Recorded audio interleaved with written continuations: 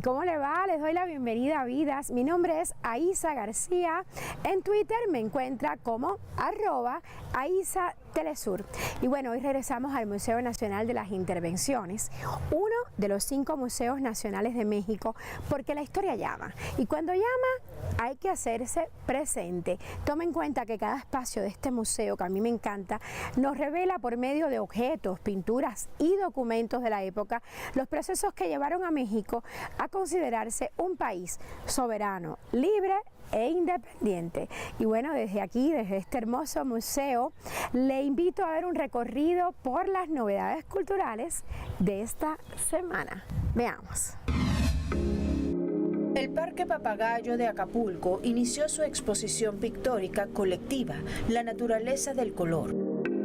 La exhibición cuenta con 10 artífices que exponen más de 50 obras entre pinturas y esculturas. Las mismas están exhibidas en el Centro Social del Parque, el lugar que funciona como pulmón vegetal de la ciudad. Luego de un año de remodelación, es ahora un espacio de cultura y recreación. La exposición, que estará disponible todo el mes de mayo, fue inaugurada por autoridades locales que invitaron a la comunidad a asistir al nuevo oasis e instaron a convertir y transformar el Parque Papagayo no solo en un espacio de recreo para las familias, sino en un espacio de cultura para los artistas y los jóvenes del país. Asa Evans, artista y coordinadora de la exposición colectiva, manifestó que la exhibición de obras es una muestra de muchas que se pretenden realizar en el parque, con el fin de resaltar y reconocer el trabajo de los artistas mexicanos. Asimismo, generar más arte en espacios públicos, asegurando que el arte puede transformar e invita a reflexionar. El Parque Papagayo ha sido por más de 40 años el pulmón vegetal de la ciudad y el hábitat de diversas especies. Funciona como un ente encargado de la atención de emergencias veterinarias, rescate, cuidado y liberación, junto a un equipo de veterinarios y profesionales que han conservado a su vez la flora y fauna que integran el parque.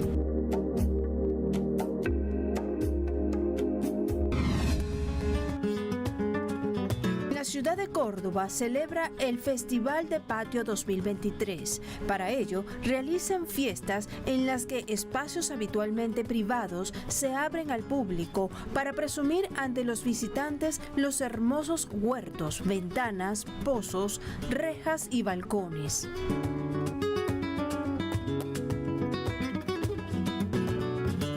En la edición 2023 participan 54 patios de arquitectura antigua y moderna, patios institucionales, 8 de ellos clasificados como únicos. En el concurso destacan el Museo de Bellas Artes, la Galería de Julio Romero de Torres, el Museo Arqueológico de Córdoba, el Centro de Interpretación y la Casa Árabe. Quienes visiten estos lugares cuentan con un mapa interactivo que ofrece la municipalidad donde se ubican los patios recomendados. Más de un siglo tienen los cordobeses recibiendo la primavera de gala y para ello abren con orgullo los patios del casco viejo de la ciudad que muestran los más bellos jazmines, claveles y azahares. La cita primaveral permite descubrir un Córdoba fresco y colorido. El Festival de los Patios Cordobeses fue declarado Fiesta de Interés Turístico Nacional en 1980 y desde el año 2012 la UNESCO lo declaró parte del patrimonio inmaterial de la humanidad por su belleza, historia y tradición popular.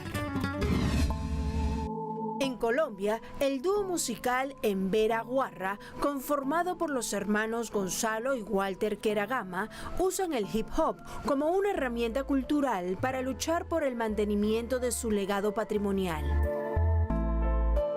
Los jóvenes indígenas cantan en lengua embera y sus canciones tratan sobre los combates que han tenido que enfrentar durante décadas contra la violencia, el racismo y la discriminación que por más de medio siglo ha acechado su provincia y provocado el desplazamiento de miles de familias. Luego de dejar su natal Chocó, el dúo de artistas adoptó el nombre de Embera Guarra, que significa hijos indígenas en su lengua.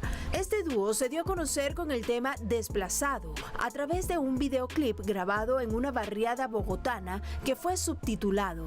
La pieza ha sido reproducida miles de veces en la plataforma YouTube. Como Embera Catío, como Embera Barra, estamos haciendo música sobre la violencia, sobre la cultura, sobre las historias. Estamos haciendo realidad para dar mensaje para que no perderemos esta historia.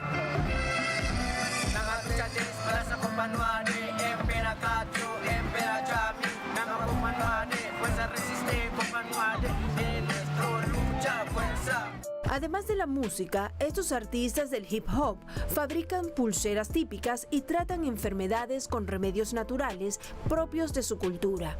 Mientras realizan estas actividades, rapean, escuchan cantos tradicionales, tambores y flautas.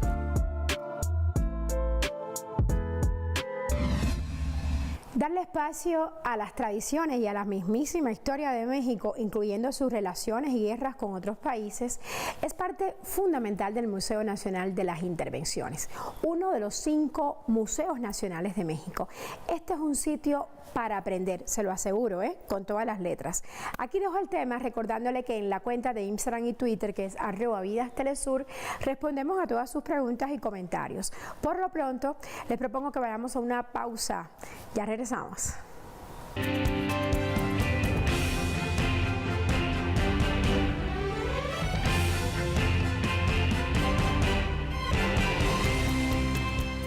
Estamos de regreso en Vidas. Mire, esta semana les voy a hablar del profesor universitario, crítico e historiador teatral argentino Jorge Dubati, destacado por sus aportes a la teatrología, por sus propuestas teóricas de filosofía del teatro y sobre todo otros aportes de los cuales ha sido pionero. Veamos la siguiente historia de mi colega en Buenos Aires, Argentina, Carolina Silvestre, a quien me da muchísimo gusto saludar. Luego trabajamos al año siguiente. Crítico, historiador y docente universitario, Jorge Dubati nos cuenta cómo nació su amor por el arte visual del teatro. Yo me relaciono primero con la carrera de letras en la Facultad de Filosofía y Letras de la Universidad de Buenos Aires. No teníamos todavía carrera de artes combinadas, que se va a abrir en el año 85. Yo entro a la facultad en el año 81, en plena dictadura. Y me empiezo a meter por el lado de la literatura con el campo de lo teatral, ¿no? Me empieza a pasar que gano un concurso interno de la facultad por el centenario de Ricardo Rojas. Ese concurso es para muy jóvenes investigadores. Yo tenía 19 años, recién empezaba, y me pongo a trabajar con un gran maestro de la Universidad de Buenos Aires, Antonio Pajés Larraya, un profesor, uno de esos referentes fundamentales de las letras en la Argentina. Y él me dice, ¿por qué no se dedica al teatro? Y así fue, sumado a su interés por las producciones under, que desde hace 40 años Dubati dedica su vida al teatro. Yo empecé a hacer crítica desde el año 89, todos los sábados de mi vida en la radio, primero en Radio Municipal, después pasé a otras radios, actualmente en Radio Nacional. O sea, para mí la radio es parte de mi vida y yo valoro mucho esta cosa de poder utilizar los medios de comunicación para entusiasmar a la gente, para bajar información, también para brindar, digamos, herramientas conceptuales, ¿no? Por eso otro de sus aportes es la teoría del teatro como acontecimiento convivial. Nosotros le llamamos convivio, que es una palabra ancestral, a la reunión de cuerpo presente, ¿no? La diferenciamos del concepto de tecnovivio, que sería la reunión a través de la mediación de máquinas y tecnologías que permiten la sustracción del cuerpo en territorio, ¿no?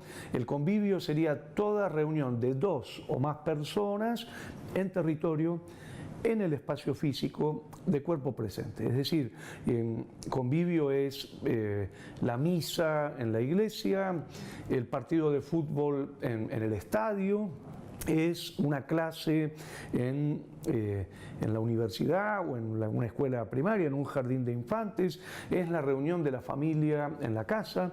Para Jorge Dubati existe una cultura convivial y el teatro forma parte de ella. Lo característico del teatro es el convivio, es decir, necesitamos reunirnos en un territorio, sea un teatro o no, porque ese territorio puede ser cualquier lugar. Nosotros podríamos hacer teatro en esta oficina, digamos, y digamos, dentro del convivio alguien empieza a producir poiesis, ¿no? Esa palabra que usaba Aristóteles, que de ahí viene la palabra poesía, ¿no? Que quiere decir construcción. Alguien empieza a producir con su cuerpo una construcción que no tiene las reglas de la vida cotidiana y alguien empieza a expectar. Así el teatro se convierte en la zona de experiencia que surge de la multiplicación de convivio, poiesis corporal y expectación. El teatro hace bien, ¿no? Es una frase que circula mucho por los teatros de Argentina, esta idea de que el teatro tiene mucho que ver con la salud, ¿no? Y esto ya lo decía Aristóteles, ¿no? Él hablaba de lo que él llamaba la catarsis, la purgación, ¿no? En ese sentido, ¿por qué el teatro hace bien? En primer lugar, porque te obliga a reunirte, a vivir con los otros, a sentir la temperatura social. El teatro no te permite aislarte, te obliga a ir al territorio y a compartir y a vivir con los otros, ¿no? Justamente la palabra convivio quiere decir vivir con el prójimo, a acercarse al prójimo y sentir con los otros. De allí la importancia de cultivar el arte teatral y su pedagogía del acontecimiento convivial. Si pensamos por ejemplo, en inteligencia artificial, yo creo que el convivio va a ser una de las poquitas cosas que nos van a quedar para poder resistir a la zozobra que genera esta inteligencia artificial, porque ya vamos a ver imágenes y no vamos a saber si son reales o falsas. Creo que el convivio, el cuerpo, el espacio físico, el territorio va a ser una de las pocas cosas para digamos, poder refrendar una verdad de lo humano que se escapa de los sistemas realmente ya muy locos de tecnologización. Dubati además destaca la característica de la poiesis de transportar al espectador a otro mundo con otras reglas. Que es esta posibilidad de darnos la posibilidad de salirnos del mundo para poder observar mejor este mundo y regresar a este mundo con nuevos saberes, con nuevas capacidades. Y la tercera cosa, ¿no? Hay muchas más, pero yo rescataría muy especialmente, el teatro nos hace bien porque el teatro es una gran herramienta para la vida.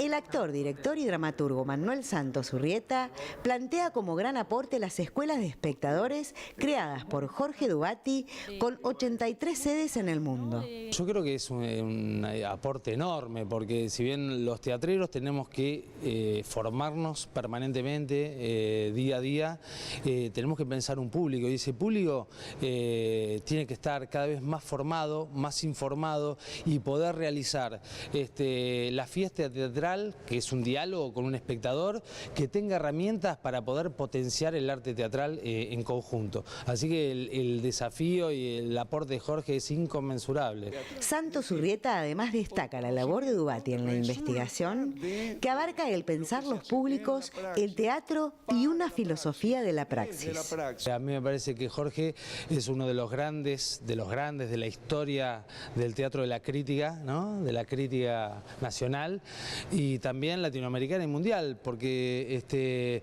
con Jorge estudiamos todos y todas. El trabajo de él es un trabajo sistemático, un trabajo minucioso, es un teatrero, genera teatro yendo a ver teatro, hablando de teatro, escribiendo teatro, y es un aporte enorme para el arte y para la cultura de este país, sin duda. Reconocido, respetado y admirado por sus pares, Dubati recibió una distinción por sus 40 años de trayectoria en la 47 edición de la Feria del Libro de Buenos Aires. Carolina Silvestre, Telesur, Argentina. Es momento de hacer una segunda pausa en Vidas. Al regreso vamos a ir hasta el museo de uno de los pintores más controvertidos, pero también reconocidos en México. Me refiero al maestro José Luis Cuevas, cuya obra la hospeda un museo que lleva su nombre. Atentos.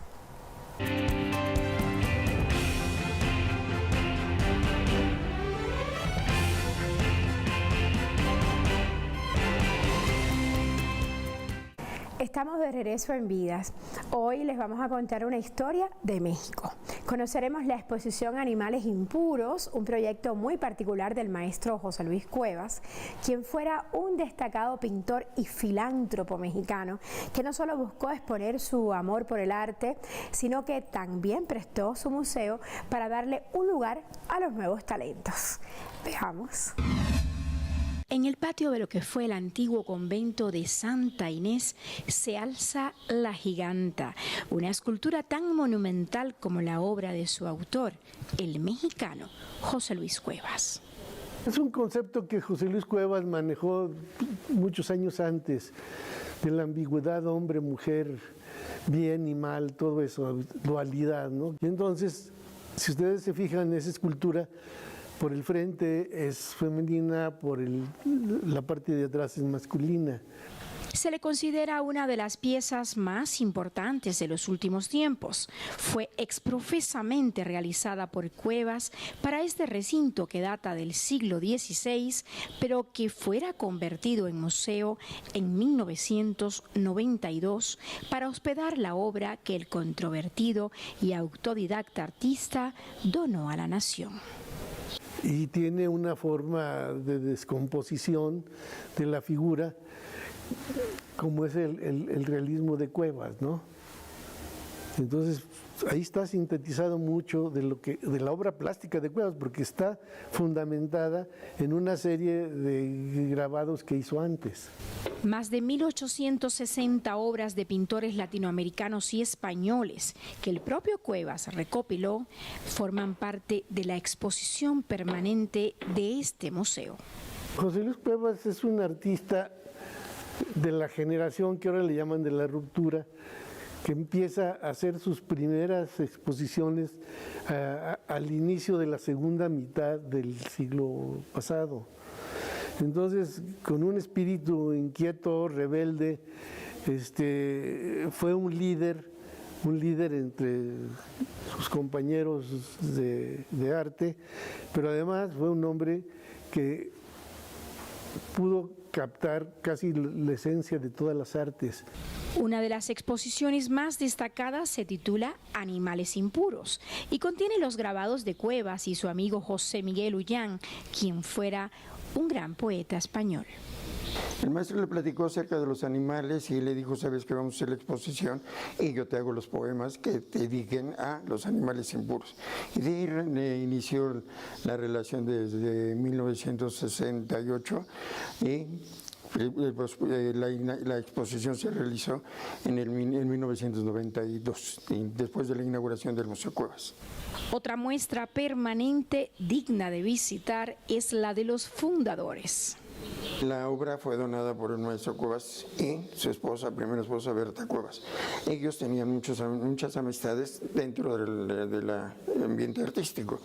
Los querían mucho, más a Berta, bueno, Berta la querían, y le hacían algún dibujo, algún grabado o un óleo, un acrílico, para que pudiéramos tenerlo. Y el ingeniero tuvo la idea de formar la exposición esta. ¿Por qué?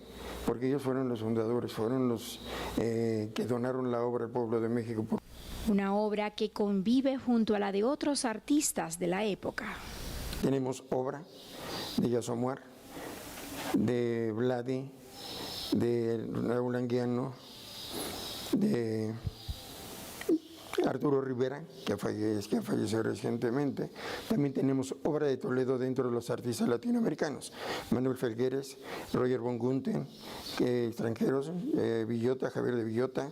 Es real que Cuevas disfrutaba tomarse una fotografía cada día y en medio de su versatilidad priorizaba el autorretrato.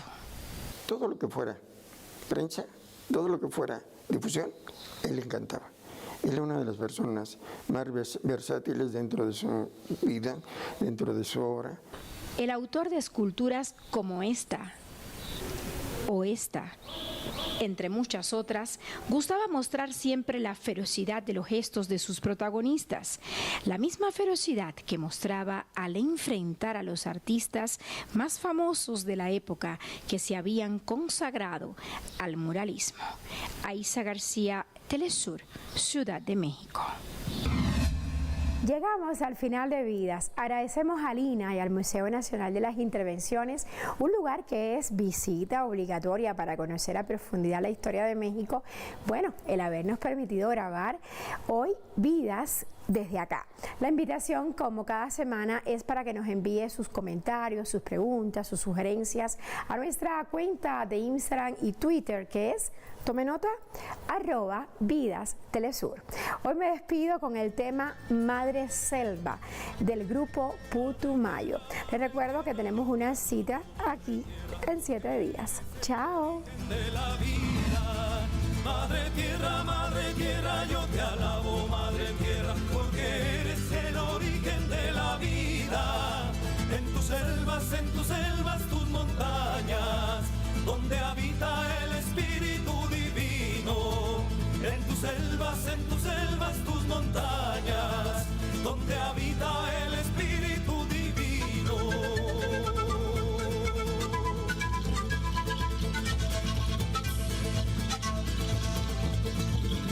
Madre selva, yo te alabo, madre selva, porque eres el origen de la vida. Madre selva, yo te alabo, madre selva, porque